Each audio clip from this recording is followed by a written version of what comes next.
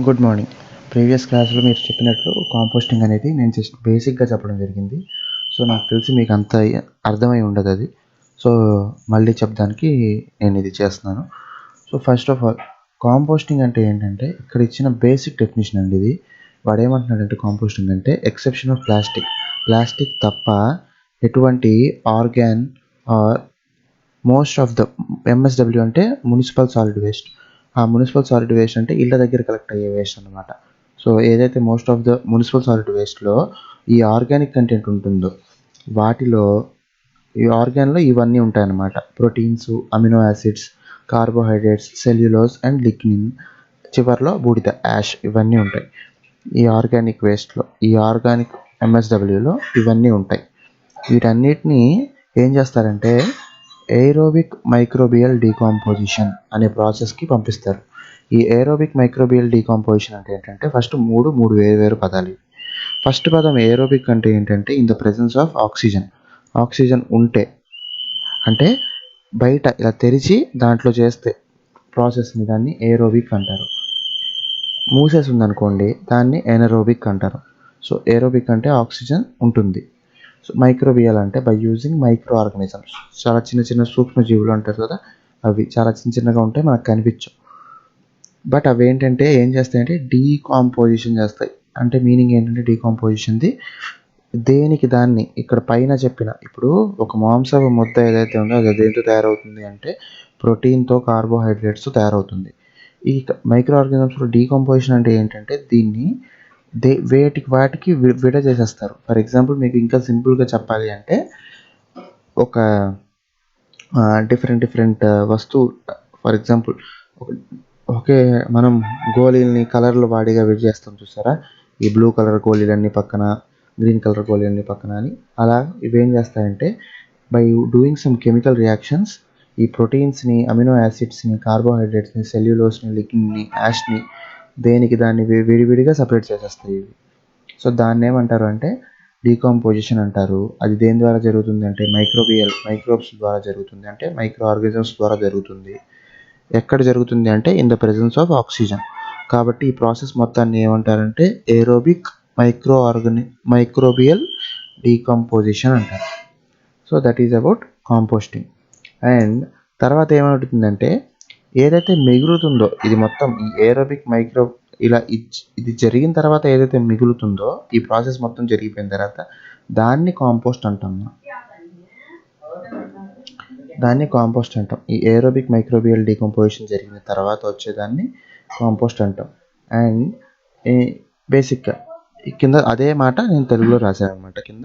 So next స్లైడ్కి వెళ్ళినట్టయితే మనం ఈ ఇమేజ్ చూడండి. ఈ ఇమేజ్లో మీకు ఏమర్థం అవుతుంది, ఇక్కడ దీంట్లో మొత్తం ఫ్రూట్స్ యొక్క ఇవి covers, leaves, cabbage, dry leaves ఇలాంటివన్నీ ఉన్నాయి. సో ఇవన్నీ గ్యాదర్ చేసి ఇవన్నీ కాంపోస్ట్కి సూటబుల్ మెటీరియల్స్ అన్నమాట. అలానే నెక్స్ట్ స్లైడ్లో చూసినట్లయితే ఇక్కడ కూడా ఇవన్నీ యాడ్ వేస్ట్ కింద వస్తుంది. యాడ్ వేస్ట్ అంటే ఇదేనండి. దీంట్లో ఏమన్నా చూడండి, గడ్డి పరకలు, డ్రైడ్ లీవ్స్, ట్విగ్స్ అంటే చిన్న కొమ్మలు అవన్నీ ఉంటాయి. సో ఇవన్నీ యాడ్ వేస్ట్. సో ఈ యాడ్ వేస్ట్ ఏంటిది, ఎంఎస్డబ్ల్యూ అంటే ఏంటంటే ఎంఎస్డబ్ల్యూ అనేది ఇళ్ళ దగ్గర కరెక్ట్ అయితే అది ఎంఎస్డబ్ల్యూ అవుతుంది. అదే వేస్ట్ కనుక మనకి జస్ట్ ఒక లాన్లో అలాంటి చోట కలెక్ట్ అయితే కనుక అది యార్డ్ వేస్ట్ అవుతుంది. So these are the 2 different types of wastes అన్నమాట ఉన్నది. అలానే there are different types of ఇందాక కాంపోస్టింగ్ అనేది ఇక్కడ ఇంకొంచెం ఇన్డెప్త్గా ఇవ్వడం జరిగింది. ఏంటిది అంటే first it is a biological process. Composting is a biological process. ఇది కెమికల్ కాదు, ఫిజికల్ కాదు. ఫిజికల్ అంటే ఏంటి, మనం బై యూజింగ్ మెషిన్స్ని యూస్ చేసి కట్ చేయడం, ముక్కలు చేయడం, కంప్రెస్ చేయడం అవి ఫిజికల్ కింద వస్తాయి. కెమికల్ అంటే తగలబెట్టేయడం, కెమికల్ రియాక్షన్ ఒకటి జరగాలి అక్కడ. సో అవి కెమికల్ అంటే అవి వస్తాయి. బయాలజికల్ అంటే ఏంటంటే బై యూజింగ్ మైక్రో ఆర్గానిజమ్స్, ఇలా ఉంటాయి చిన్న మైక్రో ఆర్గానిజమ్స్, వాటిని యూస్ చేసి చేసే ప్రాసెస్ ఇది అని చెప్పి. తర్వాత composting results in production of A biologically stable end product. Biologically stable అంటే ఏంటి అంటే అది దానివల్ల ఎటువంటి హాని జరగకుండా ఉంటుంది మనకి. అంటే రోగాలు రావడం, ఇలాంటివి ఏమీ ఉండకుండా స్టేబుల్గా ఉంటుంది అది ప్రోడక్ట్. అది దానివల్ల ఎటువంటి రియాక్షన్ జరగకుండా ఉంటుంది అది. తర్వాత ఏంటిదంటే ట్రాన్స్ఫార్మ్స్ ఏ బయోడిగ్రేడబుల్ ఆర్గానిక్ మెటీరియల్. ఏదైతే బయోడిగ్రేడబుల్ అనే మాట అంటే ఏంటంటే ప్రకృతిలో కలిసిపోయే టైప్ ఆఫ్, అంటే మట్టిలో కలిసిపోతాం అని చెప్తారు కదా బేసిక్గా. అక్కడ ఏం జరుగుతుందంటే డిగ్రేడ్ అయిపోద్ది. బయోడిగ్రేడబుల్ మైక్రో ఆర్గానిజమ్స్ తినేసి చిన్న చిన్న మన బాడీనే ఉంది. ఫర్ ఎగ్జాంపుల్ మనిషి చనిపోయిన తర్వాత మనిషిని పాతి పెట్టేస్తే ఏం చేస్తుందంటే ఎర్త్ ఏం చేస్తుంది, బాడీలో ఉన్న వాటర్ మొత్తం అబ్జర్వ్ చేసేసుకుంటుంది. అలానే చిన్న చిన్న పురుగులు వచ్చేసి అవన్నీ ఎర్త్ మొత్తం, అదే మన స్కిన్ మొత్తాన్ని తినేస్తాయి, మన బోన్స్ని సైతం. ఇవన్నీ మళ్ళీ అలా చిన్న చిన్న పార్ట్స్ కింద మారి మట్టిలో కలిసిపోతాయి.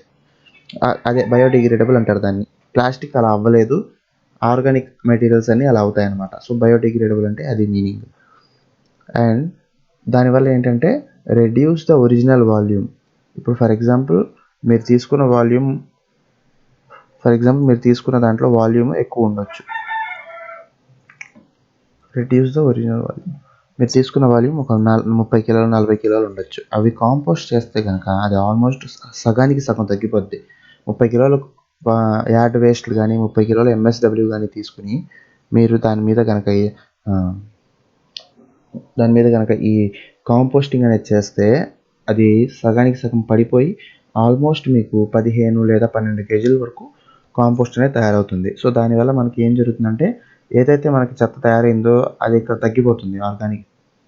ఆర్గానిక్ వేస్ట్ ఏదైతే తయారైందో అది ఇక్కడ తగ్గిపోతుంది. అది అలానే టు డెస్ట్రాయ్ ప్యాథోజన్స్ అంటే ఏంటంటే ఇప్పుడు డిసీజ్ కాజింగ్ బ్యాక్టీరియా ఉంటాయి కదా, దాన్ని ప్యాథోజన్స్ అంటాం. డిసీజ్ కాజింగ్ వాటిని, వేటి వల్ల అయితే మనిషి ప్రాణానికి హాని ఉందో, మనిషి స్వస్థతకు హాని ఉందో దాన్ని ప్యాథోజన్స్ అంటాం. అవి తర్వాత ఇన్సెక్ట్స్, పురుగుల నుంచి, అండ్ ఏవైతే మనకి అవసరం లేని బ్యాక్టీరియా లాంటివి ఉంటాయి చూసారా, వాటి నుంచి, అండ్ వీడ్ అంటే కలుపు మొక్కల నుంచి, ఇవన్నీ ఏవైతే ఉన్నాయో అవన్నీ డిస్ట్రాయ్ అయిపోతాయి. ఒకవేళ మనం తీసుకున్న ఎంఎస్డబ్ల్యూలో కానీ ఇలాంటివి ఏమన్నా ఉంటే అవన్నీ డిస్ట్రాయ్ అయిపోతాయి, అంటే బయోడిగ్రేడ్ అయిపోతాయి. అలానే తర్వాత న్యూట్రియంట్ కంటెంట్ అనే కాన్సెప్ట్ ఒకటి ఉంటుందండి. ఇది సింపుల్గా చెప్తే అర్థం అవ్వదు, బట్ నేను కుదిరినంత సింపుల్గా చెప్పడానికి చెప్తాను. సో ఏదైతే యూరియా ఉందో, ఏదైతే ఫర్టిలైజర్ అని కొంటున్నాం కదా మనం, పొలాల్లో జల్లడానికి కొంటుంటారు, యూరియా అంటుంటారు. దాంట్లో అది ప్లాంట్స్ యొక్క గ్రోత్కి పనిచేస్తుంది. యూరియా కనుక మనం యూజ్ చేసినట్లయితే అది ప్లాంట్స్, చిన్నగా ఉన్న ప్లాంట్స్ కాస్త పెద్దగా పెరగడానికి, మంచి బై ప్రొడక్ట్ రావడానికి యూజ్ చేస్తారు యూరియాని. అది వాడిన వల్ల ఏం చేస్తుందంటే ప్లాంట్కి, ఇప్పుడు మనిషికి ఎలాగైతే ఆక్సిజన్ కావాలో, ఫుడ్ కావాలో, యూరియా అనేది ఈ ప్లాంట్కి అలాంటిది అనమాట. ఆ యూరియాలో ఏముంటుంది అంటే ఈ ఎన్పికే ఉంటుంది. ఎన్ అంటే నైట్రోజన్, పి అంటే ఫాస్ఫరస్, కే అంటే పొటాషియం, కెమికల్ నేమ్స్ అనమాట. ఎన్పికే ఉంటుంది దాంట్లో. ఆ ఎన్పికే కృత్రిమ పద్ధతిలో తయారు చేస్తారు, ఆర్టిఫిషియల్గా. అవే గనక ఇక్కడ ఏమవుతుందంటే అది న్యాచురల్గా తయారవుతుంది మనకి. అందుకని వీటన్నిటిని తీసుకెళ్ళి వీళ్ళు ఏం చేస్తారంటే ఈ కాంపోస్ట్ తయారైన దాన్ని ఎరువు కింద వాడతారు. బేసిక్గా కాంపోస్ట్ అంటేనే ఎరువు. సో ఎరువు కింద వాడతారు దీన్ని తీసుకెళ్ళి. సో దాంట్లో కూడా మ్యాక్సిమం ఎన్పికే కంటెంట్ ఎక్కువ ఉంటుంది. దీనివల్ల ప్రయోజనం ఏంటి అంటే మనకి ఆర్టిఫిషియల్గా చేయడం వల్ల ఈ భూమి తన సారం కోల్పోతుంది. దీన్ని కనుక వాడి మనం మొక్కలు కనుక పెంచడం కానీ, అగ్రికల్చర్ కనుక చేయడం జరిగితే న్యూట్రియంట్ వాల్యూ అనేది మంచిగా ఉంటుంది. మనకి వచ్చే అవుట్పుట్ కూడా చాలా మంచి అవుట్పుట్ వస్తుంది. మేబీ కొంచెం లేట్గా రావచ్చు, బట్ ఒక న్యాచురల్ వేలో మనం చేసినట్లు అవుతుంది. అలానే to produce a product that can be used to support plant growth and as a soil amendment. ఏదైతే ఇప్పుడు మనం ఏం తయారు చేస్తున్నాం ఇక్కడ అంటే ఒక ప్లాంట్ గ్రోత్ని సపోర్ట్ చేసే ప్రోడక్ట్ తయారు చేస్తున్నాం. అట్ ద సేమ్ టైం అది సాయిల్కి కూడా మంచి చేస్తుంది, ప్లాంట్ గ్రోత్కి తోడ్పడుతుంది, అట్ ద సేమ్ టైం సాయిల్కి కూడా మంచి చేస్తుంది. ఏవైతే కెమికల్ ఆర్టిఫిషియల్ ఉన్నాయో అవి సాయిల్కి మంచి చేయవు, ప్లాంట్ గ్రోత్కి మాత్రమే హెల్ప్ చేస్తాయి. So that is the difference రెండింటికి. సో నాకు తెలిసి ఇక్కడ వరకు కాంపోస్టింగ్ అంటే మీకు అర్థమైనట్టుంది. సో నేను కొన్ని ఇమేజెస్ పెట్టాను ఇక్కడ, దాన్ని ఒకసారి చూద్దాం మనం. ఇక్కడ చూసినట్టయితే వీడు గడ్డి, ఈ సీవేజ్, ఇక్కడ ఇవి వచ్చేసి ఫ్రూట్స్, ఇవి వచ్చేసి ఇంట్లో కట్ చేసిన కూరగాయలు, అవి ఈ ఆకులు, గుడ్లు, ఇవన్నీ వేశారు చూడండి. ఇవన్నీ ఇక్కడ తినేసిన వాటర్ మిలన్ ఉంది. ఇవన్నీ మనకి వీటి పనికిరాని వస్తువులు అన్నమాట. ఇవన్నీ వేస్తే ఇది ఇలా తయారైంది. చూడడానికి ఇక్కడ చూడండి ఎలా ఉందో, జస్ట్ మట్టిలాగా ఉంది. సో ఇది కాంపోస్ట్ తయారైంది. ఈ కాంపోస్ట్ దేనికి పనిచేస్తుంది అంటే ఈ కాంపోస్ట్ని యూజ్ చేసి వీడు మొక్కలు పెంచుకోవచ్చు వీడి లాన్లో. సో అందుకని ఇది పనిచేస్తుంది. సో ఒకసారి నెక్స్ట్ స్లైడ్కి వెళ్దాం. ఇక్కడ చూడండి, ఇది ఒక క్లోజ్అప్ పిక్చర్ అనమాట. కాంపోస్ట్ ఎలా ఉంటుందంటే ఇలా ఒక మిశ్రమం అంతే, జస్ట్ అది మట్టిలో మారిపోయిన తర్వాత ఒక మిశ్రమం లాగా ఉంటుంది. సో ఈ pre processing, decomposition, post processing గురించి ఇంకొంచెం డెప్త్గా చెప్తాను మీకు. కుదిరితే పర్లేదు స్టూడెంట్స్ కూడా మళ్ళీ ఇంకోసారి చెప్పండి, మీరు ఇబ్బంది లేదు. ఇక్కడ ఏంటి అంటే pre processing, size reduction, seeding, nutrient addition and addition of bulking agent అనే మాటలు నేను మీకు ఇంకొంచెం డెప్త్గా చెప్తాను. ప్రీ ప్రాసెసింగ్ అంటే ఏంటంటే మనం ఏదైనా పని చేయడానికి ముందు చేయాలనుకుంటే 3 దిశలు ఉంటాయి దానికి. ఆ పని చేయడానికి ముందు చేసుకునే ప్రిపరేషను, ఆ పని చేసే ప్రాసెస్, ఆ పని అయిపోయిన తర్వాత మనం ఏం చేస్తాం, ఈ 3 ప్రాసెస్లు ఉంటాయి. అవే ఇక్కడ ఇవ్వడం జరిగింది. ప్రీ ప్రాసెసింగ్ అంటే కాంపోస్ట్కి ఏవైతే మెటీరియల్స్ కావాలో వాటిని రెడీ చేసుకోవడాన్ని ప్రీ ప్రాసెసింగ్ అంటాం. ఏం చేస్తున్నాం మనం ఇక్కడ అంటే సైజ్ రిడక్షన్ చేస్తున్నాం. అంటే ఏవైతే ఇందాక మనం ఫిజికల్ పారామీటర్స్లో యూజ్ చేసినప్పుడు ఏం చేస్తున్నాం, ఫస్ట్ అన్నీ కట్ చేస్తున్నట్టు ఇక్కడ కూడా ఏం చేస్తున్నాం అంటే పండు కనుక మనకు కుళ్ళిపోయింది వేసే దానికన్నా దాన్ని ముక్కలు చేసి వేస్తే మనకి తొందరగా రిజల్ట్స్ వస్తాయి. అలానే సీడింగ్ అంటే ఏంటి అంటే ఒక బ్యాక్టీరియా ఒక చోట ఒక కల్చర్ పెరగాలి అనుకుంటే, ఒక బ్యాక్టీరియా పెరగాలి అనుకుంటే దానికి ఫస్ట్ కొంచెం బ్యాక్టీరియా ఇవ్వాలి. మనం పెరుగు ఎలాగైతే తోడు వేస్తామో పెరుగులో కూడా లాక్టిక్ యాసిడ్ బ్యాసిల్లస్ అనే బ్యాక్టీరియా పాలల్లో చేరి దాన్ని పెరుగుని చేస్తాయి. సో ఇక్కడ సీడింగ్ ఏం జరుగుతుంది అంటే మనం కూడా కొంచెం బ్యాక్టీరియా ఇస్తాం అనమాట. ఆ బ్యాక్టీరియా ఏమవుతుంది అంటే అది అక్కడ ఉన్న చెత్తను తినేస్తూ అది మల్టిప్లై అయ్యి రీప్రొడక్షన్ చేసుకుని పెరుగుతుంది, దాని పాపులేషన్ పెంచుకుంటుంది. అలానే ఇక్కడ న్యూట్రియంట్ ఎడిషన్ అంటే సేమ్ అండి. ఈ చెత్త స్టార్టింగ్లోనే చెత్త తినడం మొదలు పెట్టదు, ఫస్ట్ ఆ బ్యాక్టీరియా కాలనీలు పెరగాలి. సో ఆ పెరగడానికి మనం ఏం చేస్తామంటే అడిషనల్గా పాలు ఒక్కటే ఇవ్వకుండా దాంట్లో బూస్ట్ బోర్న్విటా కలిపించినట్టు ఇక్కడ కూడా ఈ మొత్తం చెత్తతో పాటు వాటికి ఏమి ఇస్తున్నాం అంటే కొంచెం న్యూట్రియంట్స్ కూడా ఇస్తున్నాం అనమాట. ఎందుకు, అవి పెరగడానికి హెల్ప్ అవుతాయి, ఫర్ బ్యాక్టీరియల్ గ్రోత్. అలానే ఎడిషన్ ఆఫ్ బల్కింగ్ ఏజెంట్. ఈ బల్కింగ్ ఏజెంట్ అనేది కూడా it is basically food for bacteria. ఆ బ్యాక్టీరియా పెరగడానికి మనం ఇవన్నీ ఈ సైజ్ రిడక్షన్ ఎందుకు, తొందరగా కంపోస్ట్ అవ్వడానికి. సీడింగ్, బ్యాక్టీరియాని ఇస్తాం. న్యూట్రియంట్ ఎడిషన్, బ్యాక్టీరియా పెరగడానికి దాని గ్రోత్ కోసం ఇచ్చే రిక్వైర్మెంట్, ఫుడ్ లాంటిది. And addition of bulking agent కూడా same, it is a food for bacteria. ఇది ప్రీ ప్రాసెసింగ్. మనం చేసుకునేటప్పుడు బ్యాక్టీరియా రెడీ చేస్తున్నాం మనం దేనికి, ఫర్ కాంపోస్టింగ్కి. తర్వాత డికాంపోజిషన్ అండ్ స్టెబిలైజేషన్. ఇక్కడ ఏంటి అంటే ఇది ఫస్ట్ డికాంపోజిషన్ జరుగుతుంది, తర్వాత స్టెబిలైజేషన్ జరుగుతుంది.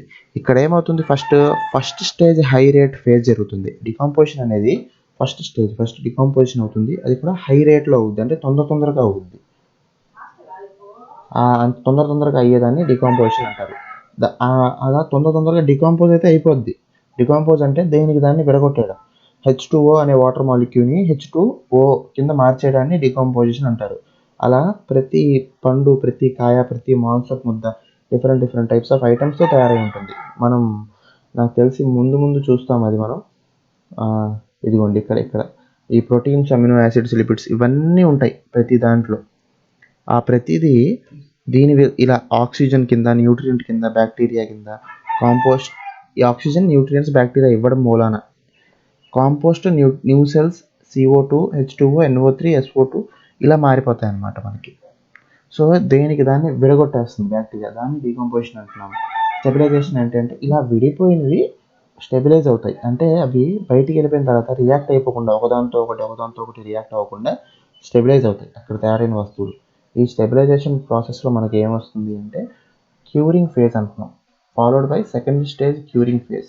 ఈ క్యూరింగ్ ఫేజ్ అంటే ఏంటి అంటే మనం అక్కడ ఇవన్నీ ఉత్పత్తి అవ్వడం వల్ల టెంపరేచర్ అనేది పెరిగిపోద్ది మనకి. ఆ టెంపరేచర్ని తగ్గించడానికి మనం వాటర్ పోయడం, దానికి వాటర్ కూలింగ్ సప్లై చేయడం, దాన్ని అటు ఇటు తిప్పడం, ఇవన్నీ చేస్తాం మనం. ఇక్కడ ఏం చేస్తామంటే దాన్ని అప్పుడు దాకా హై రేట్ రియాక్షన్ అయిపోతుంది. మనం పొయ్యి మీద పెట్టంగానే పాలు పొంగిపోతూ ఉంటాయి. స్టవ్ కట్టేసినప్పుడు స్టెబిలైజ్ అవుద్ది, ఆ పాలన్నీ కిందకి వెళ్తూ ఉంటాయి. సో ఇక్కడ కూడా ఏమవుతుందంటే అప్పుడు దాకా అలా పెరిగిపోతున్న బ్యాక్టీరియల్ పాపులేషన్ని ఇప్పుడు కంట్రోల్ చేస్తున్నాం మనం, తగ్గు అన్నట్టు. దాన్ని ఏమంటామంటే డీకంపోజిషన్ అండ్ స్టెబిలైజేషన్. ఇది సెకండ్ ఫేజ్. అలానే పోస్ట్ ప్రాసెసింగ్ అంటే ఏంటి అంటే తయారైపోయింది మొత్తం, మనం కాంపోస్ట్ మొత్తం రెడీ అయిపోయింది. ఇప్పుడు దాన్ని జాగ్రత్తగా ఎలా భద్రపరచాలి, దాన్ని సరిపోద్దా లేదా. ఫర్ ఎగ్జాంపుల్ అప్పుడప్పుడు కాంపోస్ట్ ఎలా ఉంటుందంటే మనకి పెద్ద గుళికల్లా తయారవుద్ది, గట్టిగా మట్టి ముద్దలా తయారవుద్ది. సో అలాంటప్పుడు మనం మట్టి ముద్దలు అయితే వేయలేం కాబట్టి దాన్ని గ్రైండ్ చేయాల్సిన అవసరం ఉంటుంది. అలానే సైజుల వారీగా కాంపోస్ట్ని విడగొట్టుకోవాల్సిన అవసరం ఉంటుంది. బాగా సన్నగా పొలాల్లో జల్లాలనుకోండి, కొంచెం సన్నగా ఉన్న కాంపోస్ట్ తీసుకుంటారు, బాగా ఇదిగా ఉన్నది, జల్లెడ కింద ఉన్నది మొత్తం తీసుకెళ్తారు. అలానే వాటిని మొత్తాన్ని ప్యాక్ చేసి పక్కన పెట్టడం లేదా అమ్మడానికి, ఇలాంటి అన్ని ప్రాసెస్లు, ఇలాంటివన్నీ పోస్ట్ ప్రాసెసింగ్లోకి వస్తాయి. సో ఇది బేసిక్గా. సో నేను దీని గురించి ఇప్పుడు మాట్లాడదాం అనుకుంటున్నాను. Proteins, amino acids, lipids. Proteins అంటేనండి ఫుడ్లో ఇవన్నీ ఉంటాయి ఖచ్చితంగా. ఎలా ఉంటాయి ఏంటి అంటే ఐఎమ్ నాట్ అంత డెప్త్కి మనం వెళ్ళాల్సిన అవసరం లేదని నా ఒపీనియన్.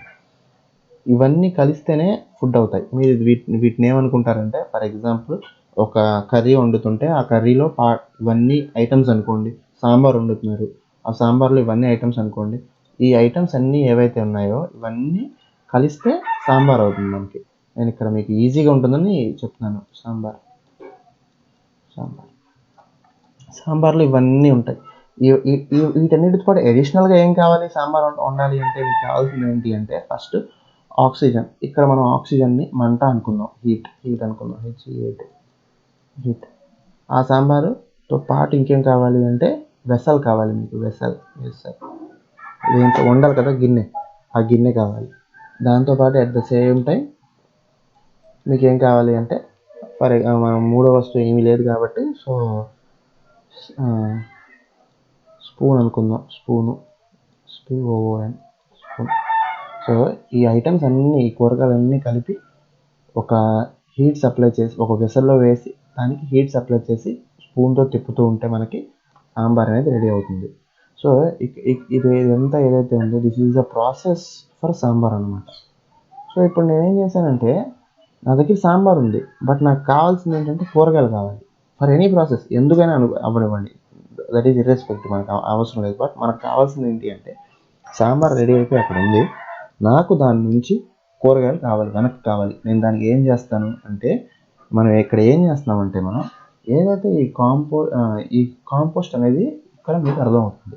ఇక్కడ ఏం చేస్తున్నాం, మనం దాన్ని ఒక కాంపోస్టింగ్ ప్రాసెస్ ద్వారా బయటికి తీసుకెళ్తున్నాం దాన్ని. ఇక్కడ ఏమవుతుంది అంటే మనకి ఈ ప్రాసెస్ చేయడం వల్ల, కాంపోస్టింగ్ చేయడం వల్ల ఇవన్నీ విడిపోతున్నాయి, వాటికి విడిపోతుంది. ఫర్ ఎగ్జాంపుల్ దాన్ని వడపోసారనుకోండి, మీరు ఇప్పుడు సాంబార్ అయిపోయింది, మీరు ఏం చేశారంటే జల్లెడ తీసుకుని జల్లెడలో వడపోసారు, పోయంగానే ఆ కూరగాయలన్నీ పైన మిగిలిపోతాయి మీకు. ఆ వచ్చేసిన వాటిని మీకు మీ ఐడియా ప్రకారం దేనికి దానికి ఉల్లిపాయలు దేనికి దాన్ని అలా సపరేట్ చేసేసుకుంటాం మనం, క్యారెట్ విడివిడిగా. సో ఇప్పుడు చూసారా, ఇప్పుడు ఆ సాంబార్లో ఉన్న పప్పు అంతా ఒకవైపు ఉంది, మీకు కావాల్సిన కూరగాయలన్నీ విడివిడిగా ఉన్నాయి. సో ఇక్కడ జల్లెడ అనే ప్రాసెస్ చేయడం వల్ల మీకు ఇదంతా అప్టైన్ అయింది. సో ఇక్కడ ఏం చేస్తున్నామంటే మనం ఈ లెసన్లో ఈ మొత్తం ఏవైతే ఉన్నాయో ఈ ప్రోటీన్స్, అమినో యాసిడ్స్, లిపిడ్స్, వీటికి ఆక్సిజన్ ఇస్తున్నాం, at the same time nutrients ఇస్తున్నాం. అంటే వాటి ఫుడ్ కోసం, వాటి మైక్రోఆర్గానిజం బతికి ఉండాలి కదా, మైక్రోఆర్గానిజమ్స్ ఇస్తున్నాం, బ్యాక్టీరియాని ఇస్తున్నాం. బ్యాక్టీరియా బతకాలి కాబట్టి దానికి ఫుడ్ కావాలి కాబట్టి న్యూట్రియంట్స్ ఇస్తున్నాం. ఆ బ్యాక్టీరియా కూడా మనలాగే ఆక్సిజన్ తీసుకుని బతుకుతాయి కాబట్టి వాటికి కూడా ఆక్సిజన్ ఇస్తున్నాం. సో ఈ మూడు ఇవ్వడం వల్ల అవి ఏం చేస్తున్నాయంటే, ఈ బ్యాక్టీరియా ఫస్ట్ ఏం చేస్తుందంటే ఈ ఐటెం మొత్తాన్ని తినేస్తుంది. తినేది ఏం చేస్తుందంటే, మనం ఎలా అయితే ఒక ఫుడ్ని కన్జ్యూమ్ చేసిన తర్వాత దాన్ని యూరిన్ కింద లేకపోతే మనకి టాయిలెట్ కింద వెళ్ళిపోతున్నామో, అది తినేసిన బ్యాక్టీరియా కాంపోస్ట్ని తయారు చేస్తాయి. ఆ తినేసిన బ్యాక్టీరియా ఏదైతే ఎక్స్క్రీట్ చేస్తుందో అదే compost. At the same time bacteria ఏం చేస్తాయి, తింటున్నాయి, హ్యాపీగా ఉన్నాయి, రీప్రొడక్షన్ చేస్తాయి. సో కొత్త బ్యాక్టీరియాని తయారు చేసుకుంటాయి. ఆ కొత్త బ్యాక్టీరియా తయారైపోయిన తర్వాత అవి ఆక్సిజన్ తీసుకుంటున్నాయి కదా, మనలాగానే మనం కూడా ఆక్సిజన్ తీసుకుని కార్బన్ డైఆక్సైడ్ ఇస్తాం. సో కార్బన్ డైఆక్సైడ్ కూడా తయారవుతుంది. సో కార్బన్ డైఆక్సైడ్ తయారైపోయింది. కార్బన్ డైఆక్సైడ్ తర్వాత మనం టాయిలెట్కి వెళ్తాం కదా, ఈ బ్యాక్టీరియా కూడా అంతే.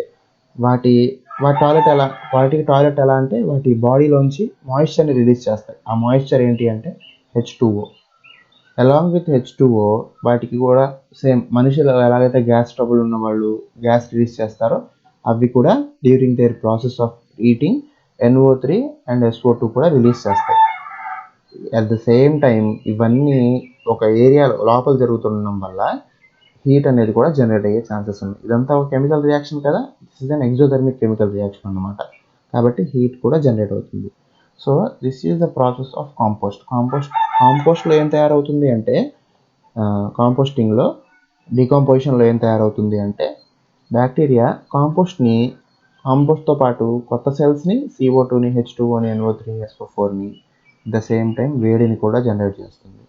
వీటన్నిటి వల్ల మనకు తయారయ్యేది, మనకు లాభదాయకమైనది ఏంటి ఇందులో మొత్తంలో అంటే కాంపోస్ట్ ఒక్కటి దీంట్లో మనకి లాభదాయకమైన పని.